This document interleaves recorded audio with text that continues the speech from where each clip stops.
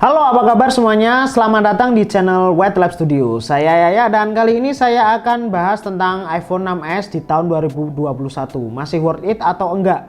Karena sebelumnya saya juga sering melihat teman-teman yang masih banyak pakai iPhone 6s, juga ada beberapa teman saya yang tanya gimana sih nasib iPhone 6s di tahun 2021 ini. Jangan skip videonya, tonton sampai terakhir.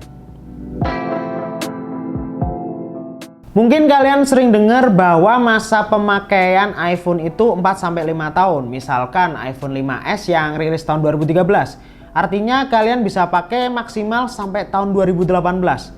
Tapi masih banyak salah mengartikan tentang statement ini, bahwa masa pemakaian iPhone itu 4-5 tahun saja.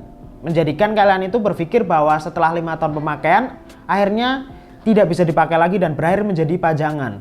Tapi tunggu dulu, bukan begitu. Yang dimaksud 4-5 tahun itu hanyalah update iOS-nya saja, bukan pemakaiannya. Jadi kalian ketika memakai iPhone sudah 5 tahun, kalian sudah tidak mendapatkan update iOS-nya saja. Kalau nggak bisa dipakai mungkin karena mati, atau tadi jatuh, atau tadi lupa bawa charger.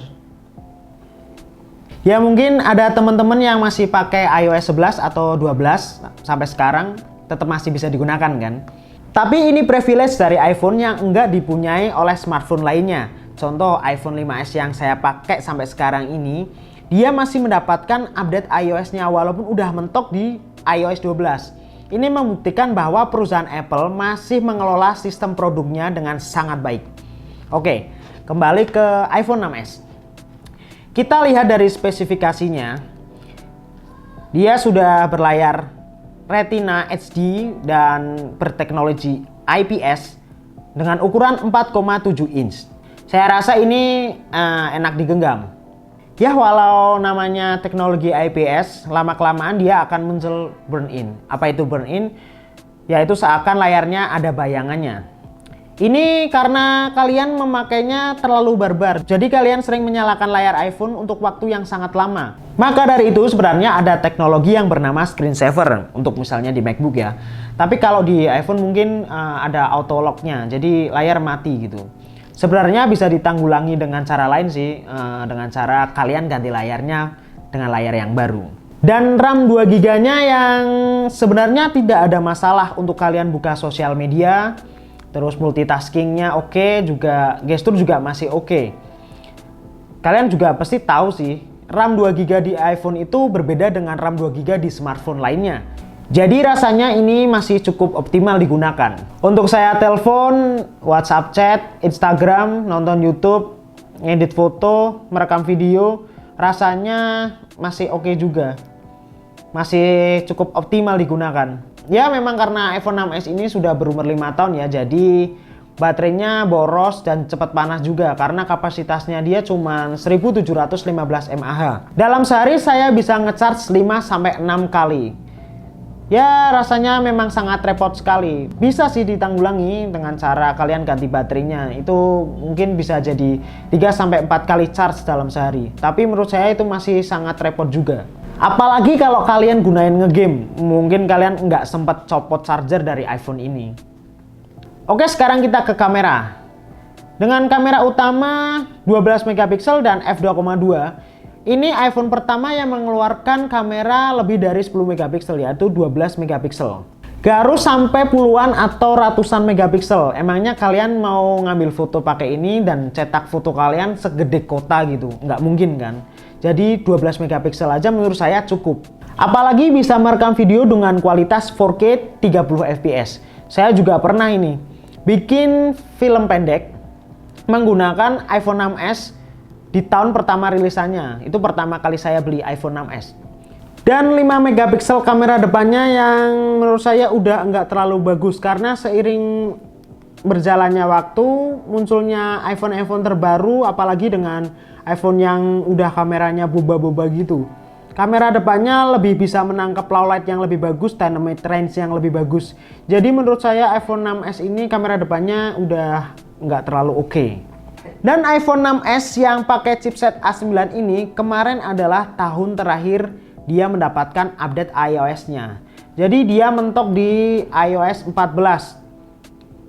udah tahun 2020 adanya corona, kita kena pandemi, stop melakukan macem-macem, dan kita juga di stop nggak dapat update iOS-nya, sungguh terlalu. Ya bagaimana lagi, namanya juga teknologi yang berkembang sangat pesat. Ya walaupun iPhone ini adalah iPhone pertama yang punya fitur 3D Touch, live photo dan merekam 4K. Ini pesan saya untuk kalian yang tadinya pakai iPhone 5s atau di bawahnya yang mau upgrade, dan kalian yang tadinya pakai Android baru mau menggunakan iPhone, jangan beli iPhone 6s karena itu tanggung banget.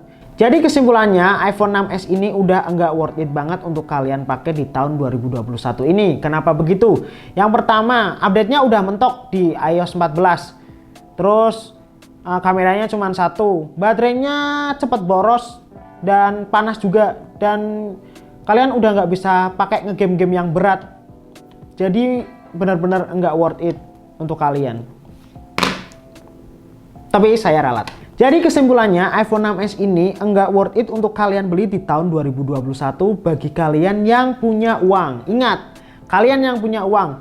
Jadi kalian yang tadinya pakai iPhone 5s yang mau upgrade karena mungkin budgetnya ngepas, cuman bisa beli iPhone 6s, ya nggak apa-apa.